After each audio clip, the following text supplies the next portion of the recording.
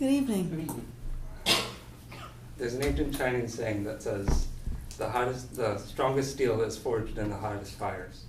And today I wanted to share with you one of the strongest pieces of steel in my life, and that is my bond with my little sister. Her name is Allie. She was born March 27, 2003. She's 9 years younger than me, but that didn't stop us from having an incredibly close bond. Family is important to everybody. Most bonds are important to everybody. Bonds test you and make you a better person through those tests. I want to share with you 3 ways my sister tested me and how I became stronger for her and with her. Firstly, she tested my patience, and she allowed me to hone that skill. Secondly, she tested my empathy. Before her, my emotional connections with people were lacking. And thirdly, she tested my courage. She needed me to be there for her and to stand up for her. So let's begin with patience. She was not the best student when she was growing up. We were constantly moving, and she never liked the teachers that she had. So that required me to step in and be the teacher for her at home.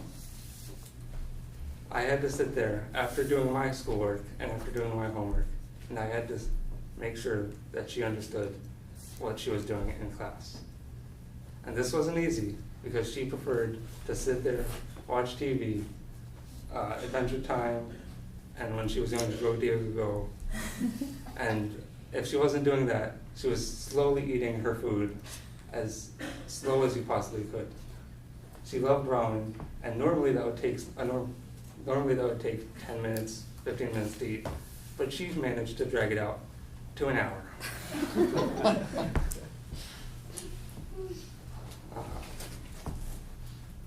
There was one night that I remember very specifically.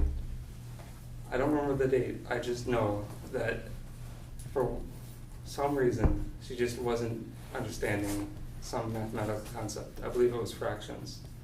And I had to sit there with her for 4 hours and go over every example I could think of, every piece of homework I could do, and make sure she understood that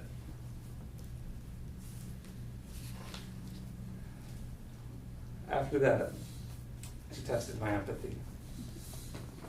I grew up with an older brother, Josh, and a younger brother, Zach. We were 3 years apart, and because of that, we had lots of fights. Many, many fist fights happened in my home. A lot of blood was shed. But I knew that she needed something better than that she wasn't going to handle being punched in the face. So it was on me to make sure that she had somebody to connect with. The first example was when she was still a toddler, maybe 2, maybe a little younger. My mother had gone out for an hour and a half. She had just gone to sleep. And so my mother reassured me that she would be out for the whole entire trip, and I didn't have to worry about anything. Unfortunately, that's not how that worked out. 30 minutes before my mom got home, my sister woke up crying, and she was inconsolable. I had no idea what to do. I was 10, 11 at the time, and what's a 10-year-old supposed to do with a crying baby? The only thing I could think of was to show her that she wasn't alone. The overwhelming sensation that hit me was to cry alongside her. And that, thankfully, calmed her down enough that she wasn't screeching throughout the house. And my mom got home, and she was all right. After that, my younger brother, Zach, loved to pick fights, to antagonize Allie as much as he could. It was on me because my mother worked usually afternoons, it was on me to take care of my little sister and my little brother. That meant I had to get in between both of them and try to mediate some type of solution. Usually it just involved sending Zach to his bed. That didn't work out most of the times, but that's what I tried. Lastly, she taught me about courage.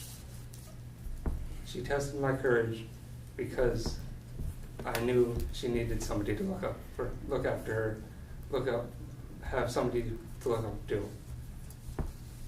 One night, after a very stressful day at ShopRite, my mother got home around 10 o'clock. My little sister, having not seen her all day, wanted to spend as much time as she could with her. This did not sit well with my mother, and she got irritated and upset.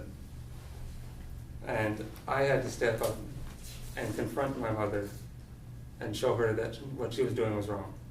Now, usually, I wouldn't try to confront her, because every time I did that before, it ended poorly for me. I would get grounded, I would get my electronics taken away from me, I wouldn't be allowed to go outside, but I knew that I had to be there for my little sister. I argued with my mother for 30 minutes until we finally came to a solution. I apologized to her, she apologized to Allie, and we both went to bed exhausted. So, in conclusion, my little sister has taught me a lot about myself. She has tested every fiber I had. She has made me a stronger person. Without her, I don't believe I could be the person I am. And I hope that each one of you looks at the relationships you have with people in your life, whether it be a friend, family, significant other, and see those tests and cherish them, and know that through those tests you will grow stronger. Thank you.